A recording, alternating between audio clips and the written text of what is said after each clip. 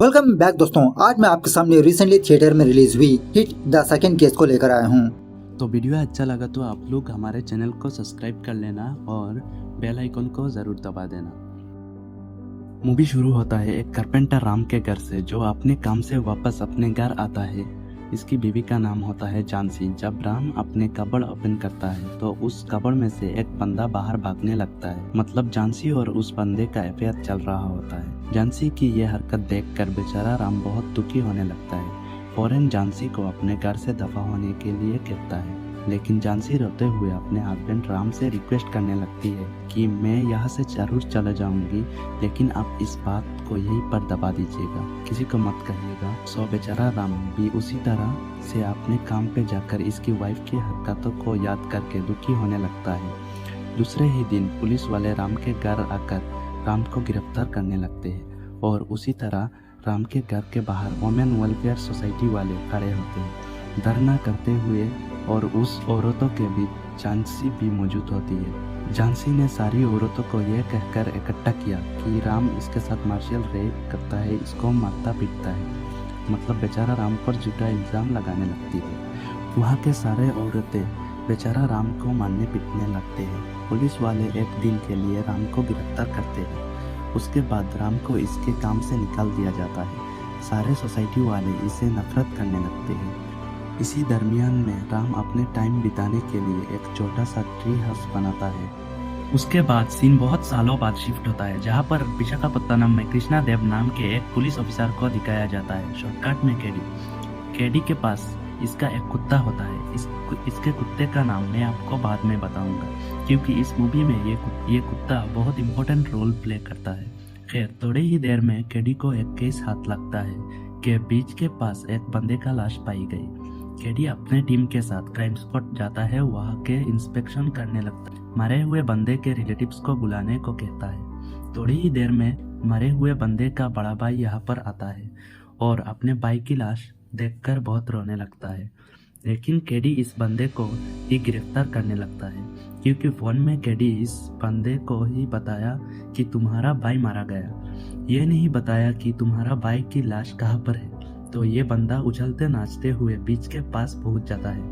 कहने का मतलब यह है कि केडी का दिमाग इतना शार्प होता है, क्राइम सीन को देख के ही इसको आधा केस समझ ही आ जाता है। खैर, इसके बाद केडी जब अपने ऑफिस जाता है, इसके ऑफिस में नया डीजीपी नागेश्वर राव ट्रांसफर होकर यहाँ पर आता है। पहले ही मुलाकात से नागेश्वर राव केडी को उतना लाइक नहीं कर रहा होता, क्योंकि केडी को एटीट्यूड कुछ ज्यादा ही होता है। केडी के टीम में वर्षा नाम की एक लेडी ऑफिसर भी होती है, लेकिन केडी वर्षा को इतना लाइक नहीं कर रहा होता, क्योंकि पास्ट में वर्षा के जरिए से एक केस अनसॉल्व सा रह गया। इसलिए केडी हमेशा वर्षा को इग्नोर करते रहता है। केडी की एक गर्लफ्रेंड होता है जिसका नाम होता है आर्या, और आर्या हर वेलफेयर सेशन में काम करती रहती है। मतलब it's a women welfare society. KD और आर्या ये डिसाइड करते हैं कि ये दोनों कुछ दिनों तक लिविंग रिलेशनशिप में रहेंगे। केडी माँ बाप हमेशा लड़ते झगड़ते रहते हैं।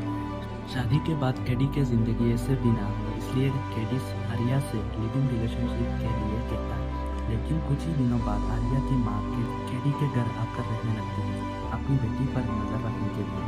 केडी आर्या की माँ को समझाने लगता है, क्योंकि ये दोनों लिविंग रिलेशनशिप में रहना चाहते हैं।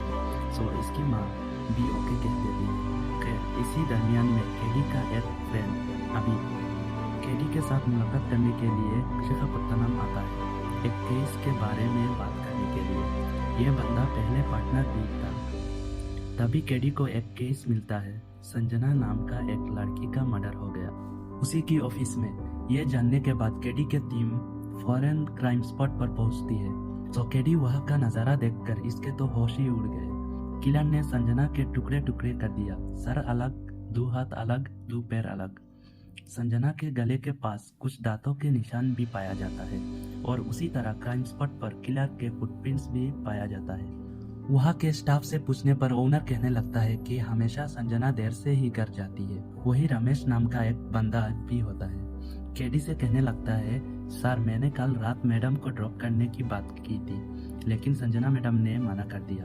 खैर, दूसरे दिन उस लड़की की फोरेंसिक रिपोर्ट लेने के लिए केडी, वर्षा, अभी फोरेंसिक लैब जाते हैं। वहाँ पर केडी को एक जबरदस्त शॉकिंग न्यूज़ पता चलती है कि क्राइम स्पॉट पर जो डेड बॉडी की पार्ट्स पाई गई है वो अलग लड़कियों की है। सर ही संजना का है, बाकी 2 हाथ 2 पैर दूसरे लड़कियों की है।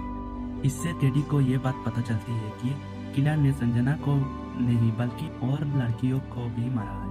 और उसी तरह फोरेंसिक वाले ये बताने लगते हैं कि लड़कियों के साथ सेक्सुअल अब्यूज नहीं हुआ। संजना के गर्दन के पास दांतों के बाइट मार्क्स है। इससे ये बात पता चलता है कि किलर का एक एक्स्ट्रा दांत है, मतलब जो एक्स्ट्रा दांत आता है ना, दांत के ऊपर दांत। उसके बाद केडी, वर्षा, अभी अब तक जितने भी क्लूज मिले हैं उन क्लूज के जरिए से इस केस की इन्वेस्टिगेशन करने लगते हैं। इसी में ये तीनों रंजिता नाम के एक लड़की के घर जाते हैं, क्योंकि रंजिता और संजना रूममेट्स होते हैं। रंजिता से संजना के बारे में पूछताछ करने लगते हैं। ये बात पता चलती है कि संजना अक्सर एक पब जाया करती थी। सो पुलिस वाले उस पब जाकर वहाँ का हर एक स्टाफ का शूज चेक करने लगते हैं। सेफ्टी के लिए केडी रंजिता को दूसरे जगह पे शिफ्ट होने के लिए कहता है। रंजिता को पिकअप करने के लिए उसका बॉयफ्रेंड कुमार आता है। खैर केडी कुमार का भी मुंह और शूज चेक करने लगता है। तभी केडी और वर्षा संजना के गाँव जाते हैं। संजना के माँ बाप से संजना के बारे में पूछताछ करने लगते हैं। बेचारा संजना का फादर रोते हुए केडी से रिक्वेस्ट करने लगता है कि प्लीज सर, आप ही मेरी बेटी का बचे हुए बॉडी पार्ट्स को ढूंढ कर लाइए, मैं मेरी बेटी का अंतिम संस्कार कर लूंगा।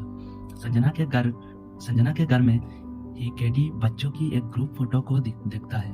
उस फोटो में एक बच्चे का दांत एक्स्ट्रा होता है। पता चलता है कि इस लड़के का नाम राघव है, इसी गांव का रहने वाला है, लेकिन जॉब विशाखापत्तनम में करता है। सो फौरन ये तीनों विशाखापत्तनम में राघव का घर में जाते हैं, उसकी घर की तलाशी लेने लगते हैं। इत्तेफाक से राघव के घर से उसके शूज मिल जाते हैं जो एग्जैक्टली क्राइम स्पॉट से मिलते जुलते हैं। फौरन इन जूतों को फोरेंसिक लैब ले जाकर डीपली एग्जामिन करने के लिए कहता है। उसके बाद केडी राघव के वर्किंग प्लेस पर जाकर उसे अपना साथ में आने के लिए कहता है। तभी राघव का फादर राघव को कॉल करके ये बताने लगते हैं कि बेटा, पुलिस तुम्हारा तलाश में है। ये जानने के बाद राघव वहां से भागने लगता है। इन दोनों के बीच में बहुत हाथापाई होता है। फाइनली केडी राघव को गिरफ्तार कर लेता है। राघव से पूछने लगता है, जिस दिन संजना मारी थी उस दिन तुम कहाँ पर थे? राघव कहने लगता है, उस दिन मैं शहर में ही नहीं था और किसी वजह से मैं दूसरे शहर गया था। ये मैं तुमको नहीं बताऊंगा, इट्स माई पर्सनल मैटर। जितना भी मारो पीटो, राघव यही बात बताने लगता है कि इट्स माई पर्सनल मैटर। साथ ही साथ ये भी कहने लगता है कि मैंने किसी को भी नहीं मारा। इस तरह फोरेंसिक लैब में उन जूतों का टेस्ट करने पर यह बात पता चलती है कि ये जूते क्राइम सीन पर मिलते जुलते हैं, मतलब इन जूतों में खून के धब्बे पाए जाते हैं। फिर जब केडी अपने घर आता है, आर्या इसको सरप्राइज देती है कि ये माँ बनने वाली है। आर्या की माँ पूछने लगती है कि जब मैं यहाँ पर थी तो ये कांड कब हुआ? सो आर्या की माँ इन दोनों की शादी फिक्स कर देती है। इसी टाइम अभी को ये बात पता चलता है कि पहले पार्ट में जो हिट फास्ट केस था उसमें विक्रम पर जो गोली चलाई थी उस पर फायरिंग करने वाला विश्वा नाम का एक पुलिस ऑफिसर था जो फिलहाल इस दुनिया में नहीं है। अभी हैदराबाद में कॉल करके अपने सुपीरियर को इन्फॉर्म करता है। खैर दूसरे दिन डीजीपी नागेश्वर राव केडी से कहने लगता है कि तुमने जल्दी से इस केस को क्लोज कर दिया, कांग्रेचुलेशन। केडी कहने लगता है कि अरे सर, केस अभी कहाँ क्लोज हुआ, जो बच्चे लड़कियों के पार्ट्स है उन लड़कियों को फाइंड आउट करना है। डीजीपी कहने लगता है, अरे यार वो सरदर्द तुम मत लो, हमारा हाथ जो केस आया था वो सॉल्व आउट हो गया ना, बस यही काफी है। इसके बाद राघव को कोर्ट में पेश किया जाता है। पुलिस सारे सबूतों को कोर्ट में पेश करते हैं। जज के सामने राघव यही बात बताने लगता है कि उस दिन मैं शहर में नहीं था, मैं दूसरे शहर में था and it's my personal matter, मैं किसी को नहीं बताऊंगा। इसी तरह शहर में काफी जगह पर जस्टिस फॉर संजना कहकर नारे लगाने लगते हैं। राघव को कड़ी से कड़ी सजा देने के लिए कहते हैं। शहर में ये हंगामा देखकर सीएम एक पुलिस वाले से बात करके राघव का इनकाउंटर करने के लिए कहता है। तभी एक अनजान बंदा केडी को एक मेल भेजता है। उस मेल में एक वीडियो होती है। जब केडी उस वीडियो को ओपन करता है तो उस वीडियो में राघव मौजूद होता है, मतलब जिस दिन संजना मरी थी उस दिन एक्चुअली राघव काकीनाडा में था और ये वीडियो एक्चुअली एक ब्लॉगिंग वीडियो है। और उसी तरह थिएटर के पास राघव एक लड़की के साथ होता है। तब जाके केडी को यही बात पता चलती है कि सच में राघव तो असली कातिल है ही नहीं। उसी रात को केडी को यह बात पता चलती है कि 3 ऑफिसर जेल आकर राघव को कहीं पर ले गए, मतलब केडी को पता चल जाता है राघव का एनकाउंटर होने वाला है। केडी राघव को बचाने के लिए काफी सारे कोशिशें करने लगता है, बहुत सारे लोगों को कॉल करने लगता है। फाइनली राघव का एनकाउंटर नहीं होता। उसको दोबारा जेल लाया जाता है। केडी राघव को देखने के लिए जेल आता है। एक्चुअली यहाँ पर बात यही है कि काकीनाडा में राघव की एक शादीशुदा गर्लफ्रेंड है। उस लड़की को बचाने के लिए राघव ने अपने मुंह ही नहीं खोला। जब तक केडी राघव को देखने के लिए जेल जाता तब तक देरी हो चुकी होती है। राघव फांसी लगाकर सुसाइड कर चुका होता है। यह जानकर सारा शहर खुशियां मनाने लगते हैं कि संजना का असली किलर खुद पे खुद मर गया। लेकिन केडी इस बात से बहुत गिल्टी महसूस करने लगता है कि इसकी वजह से, एक छोटी सी गलती की वजह से एक मासूम मारा गया। उसी वक्त असली कातिल केडी की गाड़ी पर रंजीता की फोटो चिपका के जाता है। रंजीता की गले के पास एक रेड मार्क होता है, जिसका मतलब वो किलर अब रंजीता को मारने वाला है। केडी फौरन कुमार के घर जाता है। मतलब उस वक्त रंजीता कुमार के घर में होती है। सारे घर की तलाशी लेने लगता है, लेकिन घर में कोई भी मौजूद नहीं होता। दोबारा केडी अपने कार के पास आता है तो आर्या के फोटो चिपका हुआ मिलता है। मतलब वो किलर आर्या को मारने का धमकी देता है। केडी फटाफट से अपने घर जाने पर आर्या सेफ ही होता है। किलर ने केडी के बाथरूम में ये लिखा होता है, मुर्गी का दिमाग। मतलब एक इंटरव्यू में केडी ने ये कहा था कि अक्सर क्रिमिनल्स का दिमाग मुर्गी के जैसा छोटा होता है। यही स्टेटमेंट देकर वो किलर केडी को यह चैलेंज दिया। रात भर केडी और उसका डॉगी मैक्स अपने घर का पहरेदारी करने लगते हैं। खैर दूसरे दिन केडी डीजीपी के पास आकर ये कहने लगता है कि हम लोग दोबारा प्रेस मीट रखकर जो सच है वो बता देंगे कि हमारे वजह से एक मासूम की जान चली गई। हम केस को दोबारा रीओपन करेंगे। लेकिन डीजीपी इस बात के लिए मना करने लगता है। सो क्लूज के जरिए से साफ पता चल जाती है कि किलर ने राघव को फंसाया, लेकिन संजना की गर्दन पर बाइट मार्क कर गया। इसी दरमियान में पूछताछ के दौरान केडी और वर्षा एक पब जाते हैं। पता चलता है कि वो पब वाले अपने कस्टमर के हाथ पर एक ट्रांसपेरेंट मार्क रखते हैं। मतलब it's a kind of entry fees. Sanjana के डेड बॉडी के पास जो हाथ मिला था उस हाथ पर भी कुछ ऐसा ही मार्क लगा था। सो उस डाटा के हिसाब से उस लड़की के बारे में पता करने की कोशिश करने लगते हैं। पता चलता है कि उस लड़की का नाम तानिया है। कुछ महीनों पहले मिसिंग हो गई थी। न्यूज चैनल में तानिया के बारे में जानते ही आर्या ने केडी को कॉल करके ये बताने लगती है कि केडी मैं इस लड़की को जानती हूँ, हर वेलफेयर सेशन की मेंबर है वो। वहाँ के एसोसिएशन जाने पर यह बात पता चलता है कि कुछ ही दिनों पहले यहाँ पर पूजा नाम की एक लड़की काम किया करती थी, लेकिन उस लड़की की डेड बॉडी हैदराबाद में पाई गई। मतलब अब तक जो 3 लड़कियां मरी, संजना, तानिया, पूजा, ये तीनों लड़कियां एक ही एसोसिएशन पर काम कर रहे थे। और उसी तरह पहले ही पार्ट में विक्रम ने एक केस को इंस्पेक्शन कर रहा था। उस वक्त यही पूजा की लाश मिली थी हैदराबाद में। इस तरफ केडी को एक बूढ़ी औरत से झांसी के बारे में पता चलता है कि बहुत सालों पहले इस ऑर्गेनाइजेशन की प्रेसिडेंट झांसी की भी मौत हो गई थी। कुछ अजीब गरीब तरीकों से उसी वक्त केडी और वर्षा झांसी के घर जाते हैं, लेकिन उस घर में कोई मौजूद नहीं होता। उस घर में एक बच्चा कुछ अजीबोगरीब स्केचेस ड्रॉ करके रखा होता है। उस बच्चे के हिसाब से उसकी माँ डेविड है। वो बच्चा अपने फादर राम से बहुत प्यार करता रहता है। राम मरने की इतने साल भी राम का बेटा न्यूज़पेपर में राम का फोटो छपवाते रहता है। इस तरह से केडी और वर्षा उस घर के बाहर डिस्कस कर रहे होते हैं। कोई अनजान बंदा उस ट्री हाउस को जला देता है। उसके बाद केडी अपने घर में जाता है तो इसके आर्या मौजूद नहीं होती। किलर आर्या को ले गया।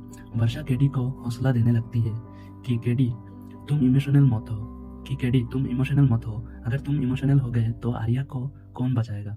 उसके बाद केडी सारे न्यूज़पेपर को मंगवाने पर यह बात पता चलता है राम का बेटा हर साल अपने फादर का फोटो न्यूज़पेपर में छपवाते रहता है, लेकिन नीचे राम के बेटे के नाम लिखा नहीं होता, ना ही उसका एड्रेस। इन्हीं सारी न्यूज़पेपर में केडी एक डेंटल एड्स को भी देखता है। तो मतलब जब राम की फोटो छपी उसी पेज पर डेंटल एड भी छपा। उसके बाद संजना और तानिया की फोटो चेक करने पर यह बात पता चलता है कि इन दोनों ने अपने टीथ पर ब्रेसेस लगाए, जिसका मतलब आर्या भी उस डेंटिस्ट को जानती है। केडी फौरन आर्या की डायरी लेकर उस डेंटल क्लिनिक के बारे में जान लेता है। केडी फौरन उस डेंटल क्लिनिक जाता है। उस डेंटल क्लिनिक में राम की फोटो होती है और उसी तरह दीवारों पर काफी सारे प्रिंटिंग होते हैं। लेकिन शॉकिंग बात यही है कि उन दीवारों के पीछे काफी सारे लाशें होती है। मतलब किलर ने अपने विक्टिम्स को मार के अपने ही क्लिनिक के दीवारों में दफना दिया। उसी वक्त कुमार केडी पर हमला कर देता है। मतलब वो डेंटिस्ट और कोई नहीं, रंजीता का बॉयफ्रेंड कुमार ही होता है। यहाँ पर केडी और कुमार के बीच जबरदस्त हाथापाई होती है। केडी बहुत जख्मी होने लगता है, बहुत सारे खून बहने लगते हैं। जब झांसी ने राम को सबके सामने जलील किया, राम बेचारा सुसाइड कर लिया। बेचारा कुमार यह गम ना सहते हुए अपने मां को ही मार दिया। और जो जो औरतें वुमेन वेलफेयर सोसाइटी में मौजूद होते हैं उन सारी औरतों को हत्या करना स्टार्ट कर दिया, क्योंकि ऐसे ही औरतों की वजह से उसका फादर मारा गया। कुमार अनाथ हो गया। कुमार केडी और आर्या को बहुत टॉर्चर करने लगता है, बांध कर। फाइनली केडी का कुत्ता आकर कुमार पर हमला करने लगता है। केडी अपने हाथ खोलकर कुमार को मार ही देता है। उसके बाद क्या, केडी और आर्या शादी हो रही होती है। मूवी के लास्ट में दिखाया जाता है कि फाइनली हम सुपरस्टार नानी को देखते हैं, जो कि केडी के प्लेस पर आता है और उसका नाम है अर्जुन सरकार। मतलब हिट थर्ड पार्ट में नानी लीडिंग रोल प्ले करेंगे। तीसरे पार्ट जल्दी ही हम ऑडियंस के सामने आएंगे। सो आप लोग कितने एक्साइटेड हो नानी को इस रोल में देखने के लिए? तो अभी से इंतजार कर रहा हूँ। खैर, मूवी कैसी लगी कमेंट करके बताना। मिलते हैं अगले वीडियो पे, तब तक के लिए take care, bye bye, see you soon.